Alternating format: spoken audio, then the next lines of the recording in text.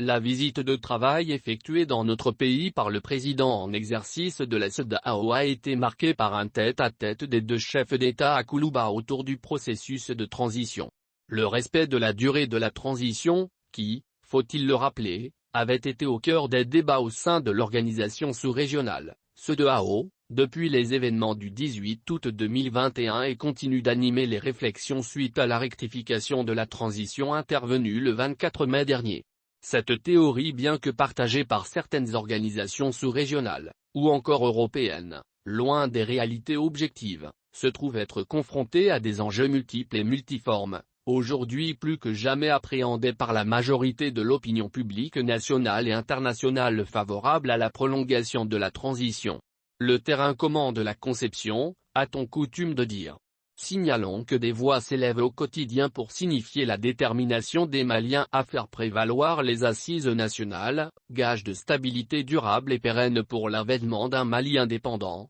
libre et souverain, comme clamé par le Premier ministre Dr Tchogel Kokalamega dans son intervention à l'occasion de la 76e session ordinaire de l'Assemblée générale des Nations unies. À noter que l'expression de cette unité d'action du peuple malien face à la diversité et à la pertinence des défis à relever, continue de faire la une dans le paysage médiatique, au plan national et international, à savoir l'appel sur l'actualité du célèbre journaliste de la Radio France Internationale Joan Gomé, mis à profit par des voix indépendantes prônant non seulement une prolongation de la transition, invitant la communauté internationale à accompagner les Maliens dans leur volonté de prendre leur temps pour jeter les fondements d'un Mali nouveau. C'est donc dans ce contexte que le président en exercice de la CEDEAO, Nana Addo Dankwa Akufo-Addo, président de la République du Ghana et sa délégation et la partie malienne ont échangé au cours de cette mission de suivi et d'évaluation de la transition en cours au Mali. On m'a envoyé pour venir discuter avec le président de la transition Assimi Goïta l'évolution de la transition au Mali,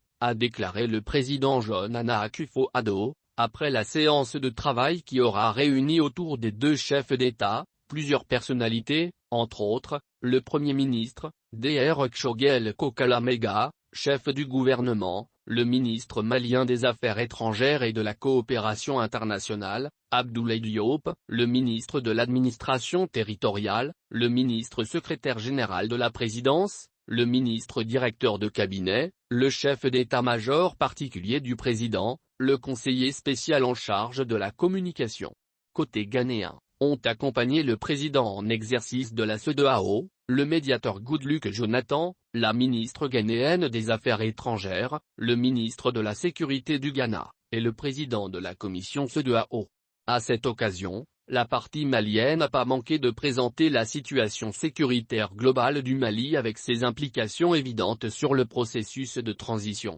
Cette présentation a été appuyée avec force détail par le ministre de l'Administration territoriale et de la décentralisation, de l'exposé duquel il ressort un impératif de sécurisation des populations plutôt que de chercher à les envoyer à tout prix à des élections. Le Mali est une digue au Sahel qu'il faut consolider plutôt que d'affaiblir, a souligné le président de la transition, le colonel Assimi Goïta, chef de l'État, à ses hôtes du jour. Des hôtes très certainement imprégnés des réalités du contexte malien même si certains avaient de la peine à l'admettre. En sauvant le Mali, c'est donc tout le Sahel qui sera sauvegardé. Vivement les assises nationales de la refondation pour permettre aux Maliens de s'exprimer et de décider de leur propre sort.